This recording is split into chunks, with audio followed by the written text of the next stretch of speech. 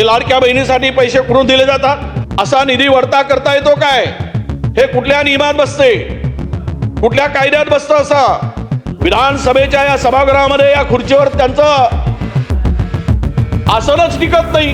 कुठे गेलेत ते मंत्री? काय करतायत? कुठल्या माळ्यावर आहेत बसून? आणि म्हणून मी आपल्याला या माध्यमातून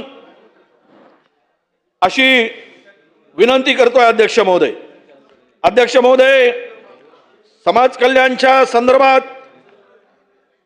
या ठिकाणी अध्यक्ष महोदय डॉक्टर बाबासाहेब आंबेडकर सामाजिक विकास योजनेतून ज्या काही योजना राबवल्या जात आहेत, मी आपल्याकडे लाडकी बहीण म्हणून पाठ थोपटून घेतलं जाते. अध्यक्ष महोदय, हे लाडक्या बहिणीसाठी पैसे कुठून दिले जातात? या दिनांक 18 फेब्रुवारी 2026 जी आर आहे अध्यक्ष महोदय. या जी आर मध्ये स्पष्टपणे लाडक्या बहिणीसाठी जो निधी मिळाला या खात्याला, त्यातील निधी हा जवळपास 350 कोटी रुपयाचा निधी या ठिकाणी लाडक्या बहिणीला दिला जातो. तुम्ही ठोक तरतूद का करत नाही लाडक्या बहिणींच्या योजनेला? मागील वर्षी आदिवासी विभागाचा 39%, 45% सामाजिक न्याय विभागाचा खर्च झाला होता. सामाजिक न्याय विभाग जर या ठिकाणी त्यांच्या लोकसंख्येप्रमाणे जर तरतूद होत असेल, तर ही लाडकी बहीण योजनेसाठी ऑक्टोबर 2025च्या महिन्यामध्ये 410 कोटी रुपये हा निधी कसा काढून घेता येतो का? तो जी आर काढून दिलाय. असा निधी वरता करता येतो काय? हे कुठल्या नियमात बसते, कुठल्या कायद्यात बसतं?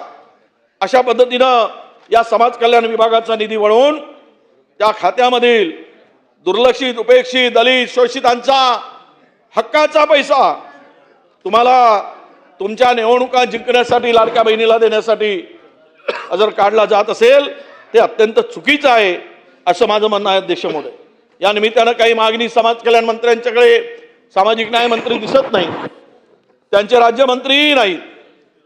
आज या खात्यावर चर्चा आहे. बाळासाहेब, आपण म्हणालात की ते येत आहेत, राज्यमंत्री येत आहेत, 40 मंत्री आहेत ना, 40 मंत्री. पण इथे विधानसभेच्या या सभागृहामध्ये या खुर्चीवर त्यांचं आसनच टिकत नाही. त्यांना बसावंसं वाटत नाही. कॅबिन मध्ये जाऊन गप्पा मारून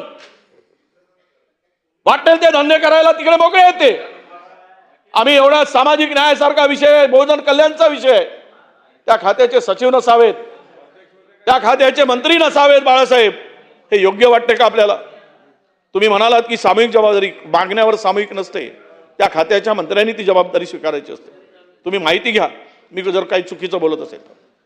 तुम्ही बोलताना मी त्याचा उल्लेख मी पाहिला. कुठे गेलेत ते मंत्री? काय करतायत? कुठल्या माळ्यावर आहेत बसून? ते कुठल्याही माळ्यावर बसा, 50 वेळा माळ्यावर बसा, 55 वेळा माळ्यावर बसा, पण सभागृहाचं गांभीर्य तर घालू नका. आम्ही कोणाकडे मागणी करावी? विपश्यना केंद्र माझ्या मतदारसंघात मंजूर आहे, जवळपास 45 कोटीचं आहे. पैसे काम सुरू झालंय, त्याला पैसे दिले जात नाही, अर्धवट काम पडू नये म्हणून यासाठी 25 कोटी रुपये जे काही मंजूर केले होते, त्यातील 5 कोटी रुपये अद्याप मिळाले नाहीत. म्हणून उर्वरित निधी यासाठी आम्हाला मिळाला पाहिजे.